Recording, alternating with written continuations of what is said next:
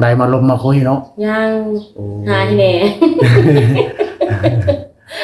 เออยากได้หาผู้บ่าวนี่หาคนจริงใจบ่มี โอ้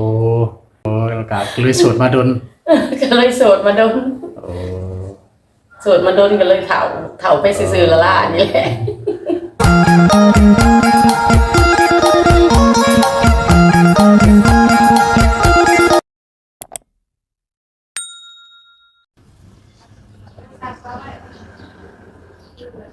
เจ้าสบายดีผู้ที่ติดตามและรับชมบ่เสือ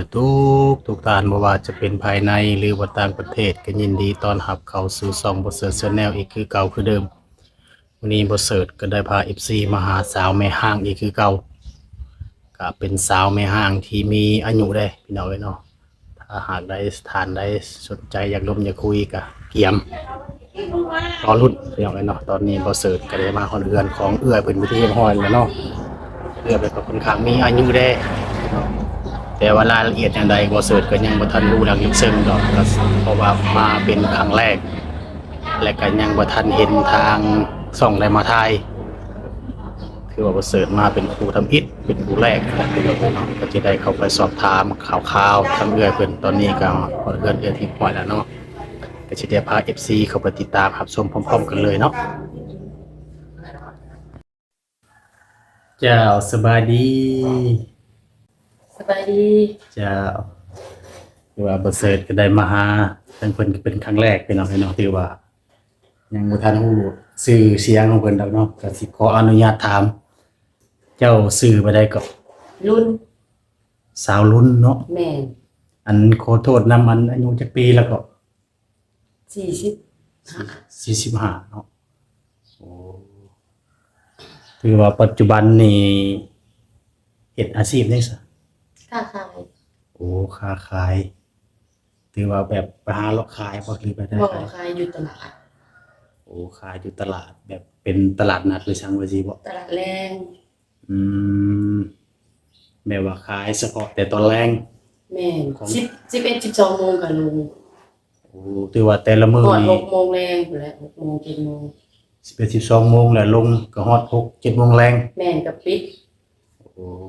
เมียนเครื่องเตรียมมาเฮือนอืมอันขอโทษทำขายในสาแต่ละมื้อข้าวเหนียวตำบักหุ่งจามเอ็นปิ้งเอ็นฮอทดอกนั่นแหละไข่นอกไข่นึ่งไปจังซั่น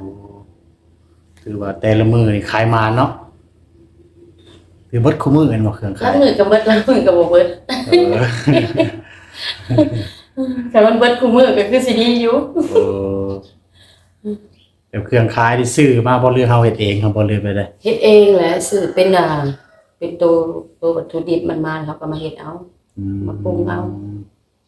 ที่มาว่าซอยมาหยังบ่ได้ซื้อของสำเร็จรูปมาปรุงเอาเองมาเฮ็ดเอาเองเสียบเอาเองจามเอาเองโอ้จะคิดว่าซื้อของสำเร็จรูปไปขายต่อบ่แม่นเนาะบ่อืมซื้อเป็นวัตถุดิบมาแหละเอาไปขายต่อแม่นมาปรุงมาแต่งมาเสียบมาจามเออคือว่าคู่มือเนาะคู่มือโดยอันขอโทษนำคือได้ยินข่าวว่าเจ้าเป็นโสดได้เนาะโสดโอ้โสดแม่นถือว่าเกินเคยสร้างครอบครัวนี่ลูกเต้าฉันก็มีบ่คือแบบใดนี่เฮ็ดใหญ่เบิดแหละโอ้2คนมีลูก2คนยิงหนึ่งชายหนึ่งปัจจุบันนี่ก็อยู่นำกันบ่คือแบบใดบ่แยกทางกันแหละก็ว่ากันกับลูกกับยังไงนะอ่าลูกเขาอยู่ผู้น้อยก็เรียนจบแล้วมันขอโทษนำจักปีนี่ซะลูกจังผู้น้อย17ปีโอ้ผู้น้อยนี่17ปีแล้วเนาะแม่นถือว่าเรียนจบมม.7เรียบร้อยแม่นโอ้ปัจจุบันนี่ก็อยู่บ้านนำกันบ่คือแบบอยู่เรือนนำกันนี่แหละ2 3แม่ลูกโอ้อยู่มีแม่เฒ่าโอ้อยู่นำกันนี่2 3แม่ลูกก็มีแม่เฒ่านำเนาะแม่นโอ้อันจะนอกจากค้าขายแล้วเฮ็ดบ่นาครับบ่ได้เฮ็ดบ่คือบ่มีนา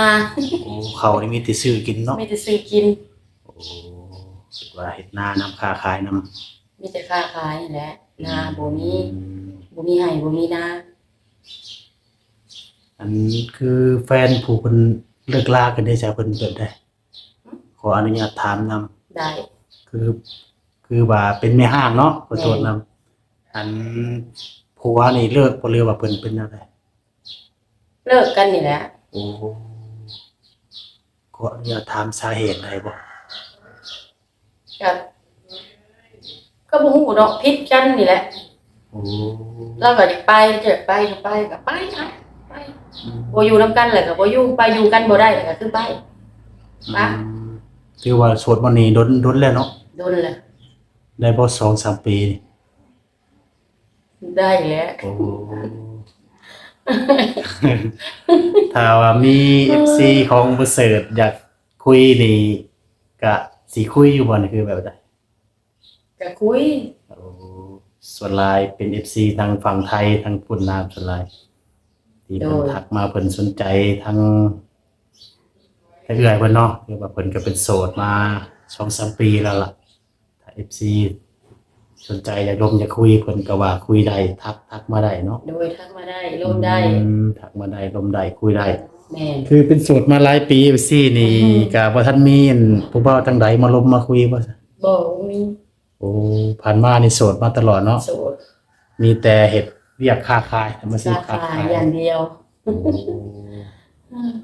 ปัจจุบันนี้ก็ยังโสดอยู่ก็ยังบ่ทันมีผู้บ่าวทางใดมาลมมาคุยเนาะ ยัง โอ้ หาที่แหน่ เออย ากได้หาผู้บ่าวนี่ โอ้เดี๋ยวว่าแบบ หา นี้ คนจริงใจบ่มี โอ้คือว่าแบบมีคนมาลมอยู่แต่ทางพี่บ่ลมชื่อบ่แม่นเนาะ มันก็บ่มีบ่ค่อยมีน่ะคันมีก็ คือว่าได้มีเขาผัดอยากได้เพิ่งพาอาศัยเนาะมาลมเฮาก็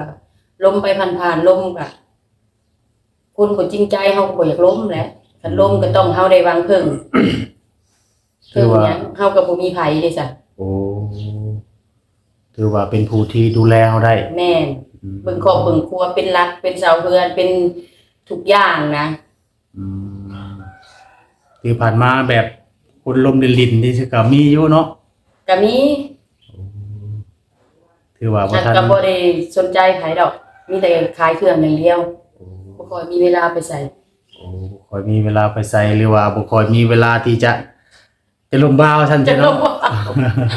แล้วก็บ่มีไผถักมาจักเทื่อ โอ้ก็เลยโสดมาดน ก็เลยโสดมาโดน โอ้ โสดมาโดนก็เลยเฒ่าไปซื่อๆละล่ะนี่แหละ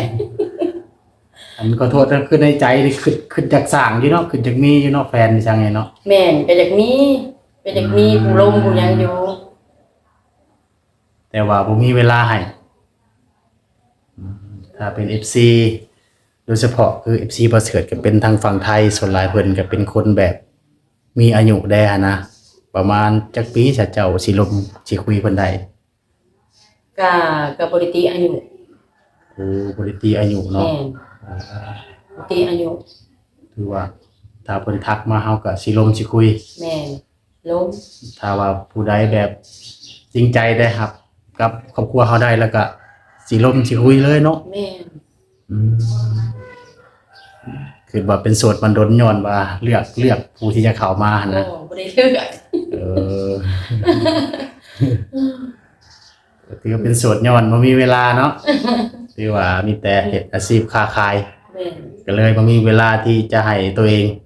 อืมถือว่าอยู่นำกันนี่ก็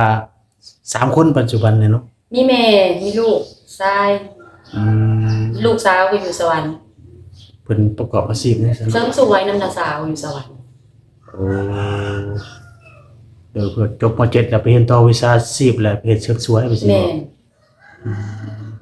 เราก็มาบ้านมาหยังอยู่ว่า มาเดือนมีออกมีงานเป็นบุญจังมาเทื่อหนึงมาพาแม่ไปกินนั่นกินนี่ ถ้ามีเพิ่น FC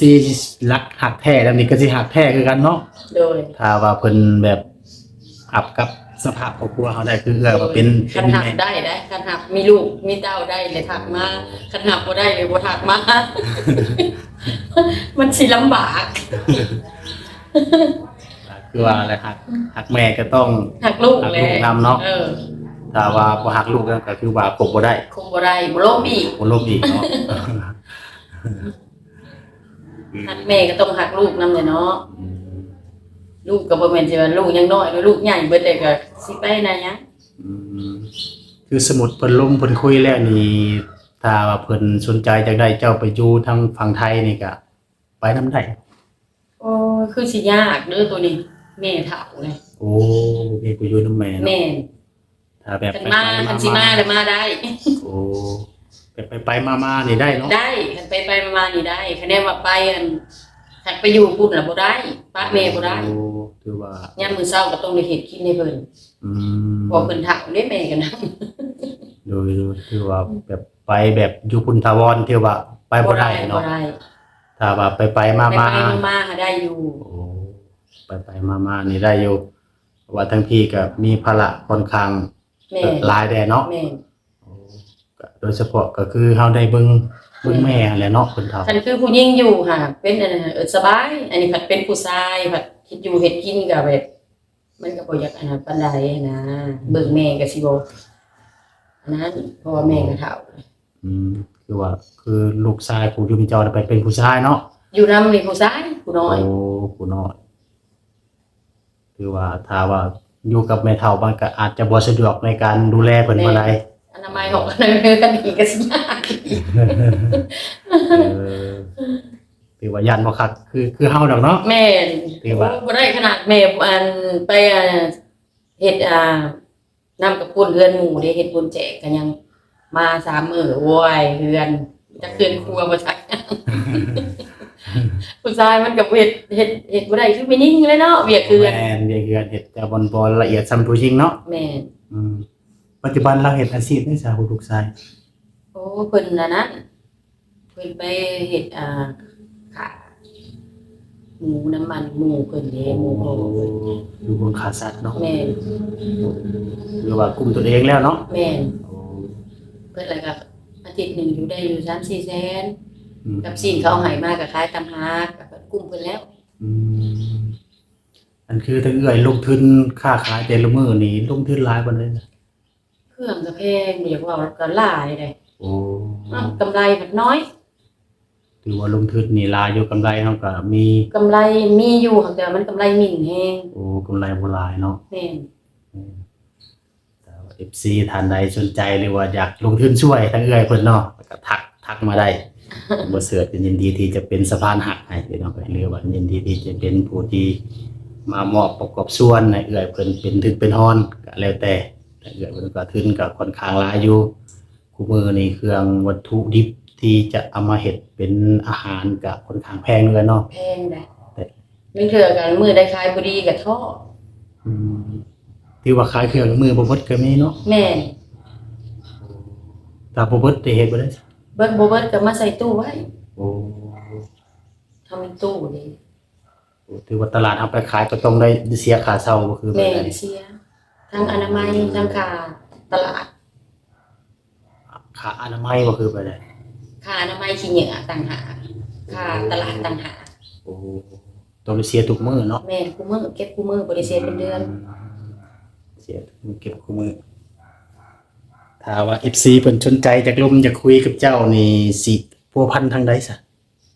โทรศัพท์ก็ได้ โอ้ถือว่าเพิ่นถ้า FC ทานใดถ้าเพิ่นอยากลมอยากคุยนี่ทางเอื้อยก็มีโทรศัพท์ใช้คือกันเนาะ โดย ถือว่าทัก เบอร์โทร เบอร์โทรเนาะอันขออนุญาตนำโทรศัพท์เบอร์โทรเจ้า อ่า92 9426 8336 9426 8336 8336เนาะ แม่น นี่ก็คือเบอร์โทรของเอื้อยเพิ่นพี่น้องเอ้ยเนาะถ้าว่าทานใดอยากลมอยากคุยอยากทักเข้ามาเป็นเพื่อนหรือว่า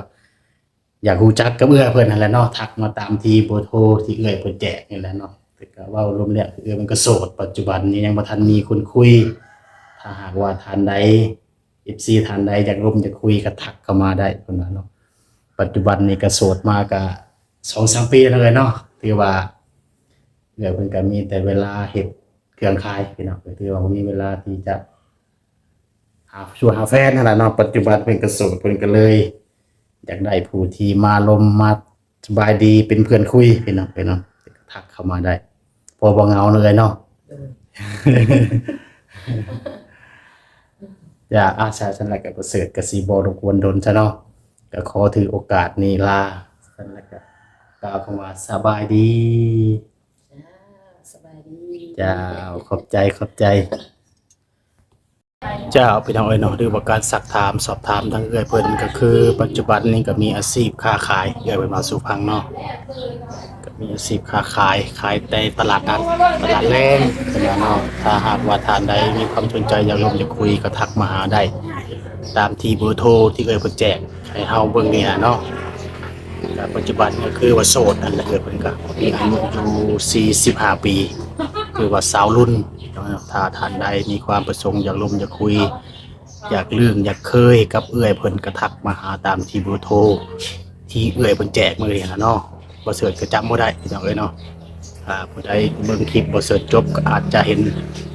อาจจะรู้จักเบอร์โทรที่เอื้อยเพิ่นแจกไว้อยู่ในคลิปนี่แหละเนาะก็สิประมาณนี้เนาะน้องก็ขอขอบอกขอบใจมายัง FC ผู้ที่ติดตามรับชมบ่เสิร์ชตั้งแต่ต้นจนจบขออวยพรใส่ให้จงมีสุขภาพเข้มแข็งอยู่ดีมีแรงปราศจากโรคภัยไข้เจ็บฉะนั้นบ่เสิร์ชขอกล่าวคำว่าสบายดี